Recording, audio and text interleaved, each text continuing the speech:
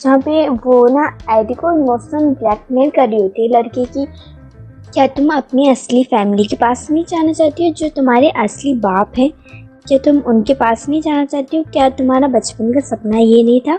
जहाँ पे वो मन में कह रही होती कि हाँ, ऑफ कोर्स नहीं था।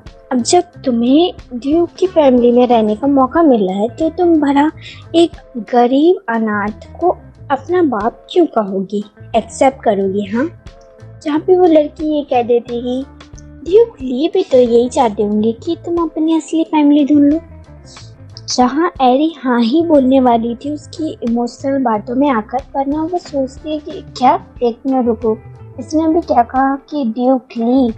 पर इसे कैसे पता चला कि मैं ड्यूक ली की फैमिली से बिलोंग करती हूँ?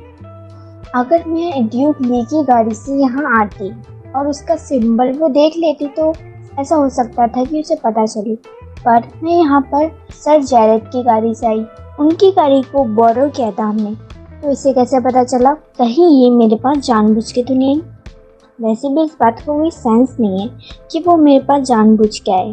पर जब ड्यूक ली की बात आए तो टेम्पल से उनकी बहुत पुरानी दुश्मनी है, यूरिया को लेकर, यानी कि उनकी वाइफ को लेकर। तो ऐसा हो सकता है कि वो कुछ साजिश करना चाहती हो।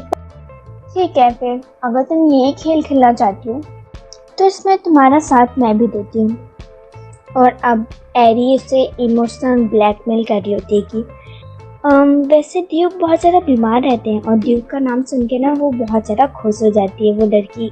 अगर उसका चेहरा देखो ना तुम, ड्यूक लेके ना हवेली में ना कोई भी प्रीस्ट या फिर टेम्पल का कोई भी कुछ नहीं आता है। तो मैं बहुत ज़्यादा वो थी, परेशान थी कि उनकी तबीयत कैसे ठीक होगी।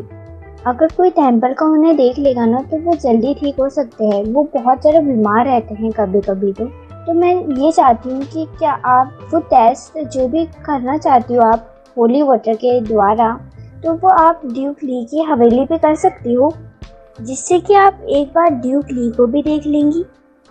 और वो मन में कहती है कि क्या, पर कोई बात नहीं, वैसे भी मैं वहाँ जाना चाहती थी और इसने सामने से मुझे इनवाइट कर लिया, तो कोई बात नहीं। होली वाटर ना बहुत ज़्यादा कीमती चीज़ है, तो ऐरे गरे को नहीं मिलता है वो।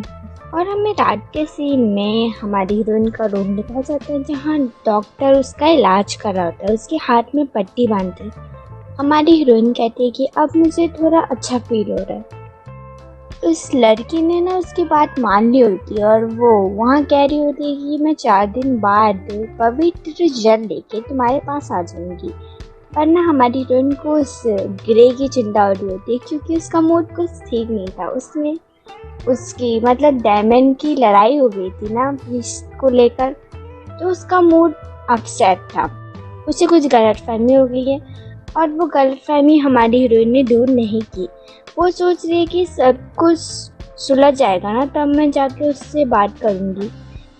और ना सब लोग ना वहाँ पर बहुत ज़्यादा परेशान थे, हमारी हीरोइन के रूम में भी। वहाँ पर उसकी मेट कहती है कि सारी गलती हमारी है, अगर हमने ढंग से ध्यान दिया होता तो ऐसा कुछ नहीं होता, आप हमें प्लीज़ सजा दो। वहाँ पर ना हमारी हीरोइन कहती है कि इसमें कोई भी किसी की गलती नहीं है, क्योंकि ये एक्सीडेंट था, और वैसे भी मैं तो ठीक हूँ, यहाँ देखो।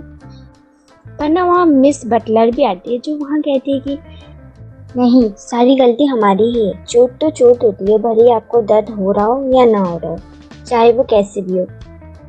लेडी अमादा ने पहले भी मुझसे ऐसा ही कहा था, यहाँ आसपास बहुत लोग हैं जो मेरी परवाह करते हैं, मैं तो यहाँ बस टेम्पररी बेसिस के लिए यहाँ हूँ। जो असली हीरोइन है वो जल्दी यहाँ आएगी और सब लोग मुझे भूल जाएंगे और फिर मैं गायब हो जाऊंगी। वो सब लोग जो मेरी इतनी परवाह करते हैं। अब तो मैं बहुत ज़्यादा इमोशनल हो रही हूँ। नहीं, मुझे खुद को बचाना होगा। ये मौका भी इमोशनल होने का नहीं है। मुझे सब कुछ सॉल्व करना होगा। वहाँ पर हमारी हीरोइन कहती है कि मैं रोयना से सच में बात करना चाहती हूँ, जहाँ वो बटलर बहुत हैरान होती है कि क्या आप अपने असली बाप से बात करना चाहती हैं।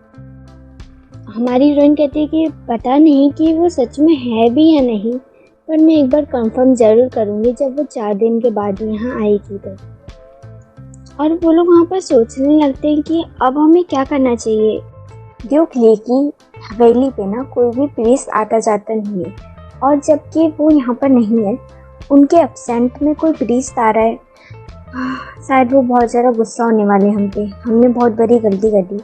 पर फिर भी आप चिंता मत करो, हम जल्द से जल्द ना, मैं सबसे पहले ड्यूक ली को बताऊंगी, इस बारे में इन्फॉर्म करूंगी, और फिर उसके बाद हम देखेंगे आगे क्या करना है। ठीक है, आप बस आराम करो और चिंता बिल्कुल मत करना, सब कुछ मैं संभाल लूँगी।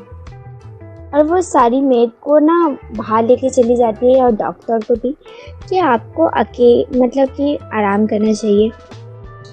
वहाँ पे डैमन थोड़ा परेशान था, तो हमारी हीरोइन कहती है कि हे तुम्हें क्या हो गया अब। वहाँ पर डैमन कहता है नहीं कुछ भी नहीं, मुझे कुछ नहीं हुआ। पर ना डैमन अभी भी शॉक में था, मतलब एडी को चोट लगी तो डैमन अभी भी शॉक में था।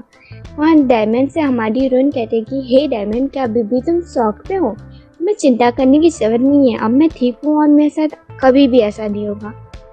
पर ना डैमन वहाँ कहता है एडी से, नहीं मैं ठीक हूँ, पर एडी सॉरी, मुझे माफ़ कर दो। अगर मैं तुम्हारा हाथ नहीं छोड़ता तो तुम्हारे साथ कभी ऐसा नहीं होता, तुम्हें चोट नहीं लगती। ये सारी गलती मेरी है ना? जहाँ एडी कहती नहीं डैमन, तुम्हें सॉरी बोलने की ज़रूरत नहीं है, इसमें तुम्हारी गलती नहीं है, तुम ऐसा मत कहो। अगर तुम ऐसा कहोगे ना तो मुझे गुस्सा आएगा और मैं तुमसे नाराज़ हो जाऊंगी।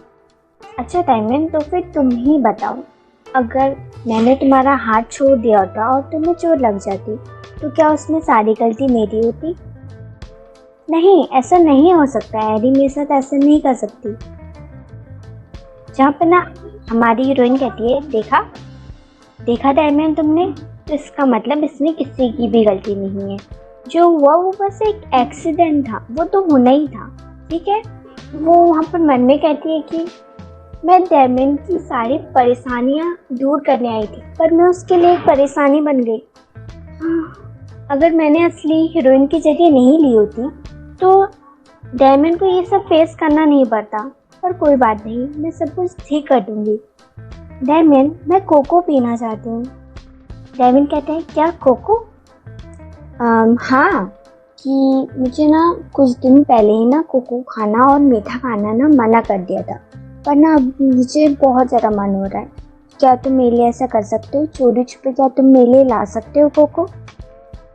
जहाँ डैमन कहता है कि हाँ बिल्कुल, और वो वहाँ से लेने चले जाते हैं। हमारी हीरोइन ने जानबूझ के किया था क्योंकि उससे कुछ काम करना था। वो वहाँ जाके ना एक लेटर लिखने लग जाती है टेम्पल को।